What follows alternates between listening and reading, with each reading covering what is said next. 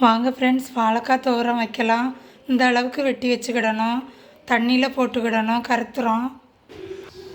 தேங்காய், கடுகு, உளுந்தம்பருப்பு, வத்தல், இடித்து வச்ச பூண்டு வாயுவுக்காக, மணத்துக்காக நல்லா மணக்கும்.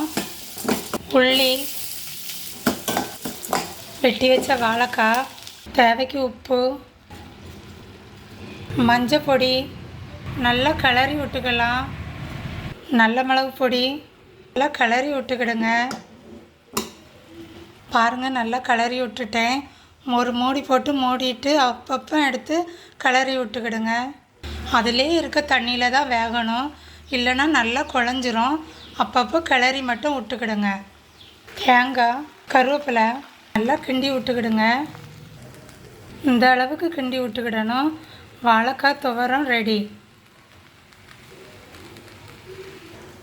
கல்யாண வீட்டு வாழைக்காய் துவரம் ரெடி. நாகர்கோவில் கல்யாண வீடு.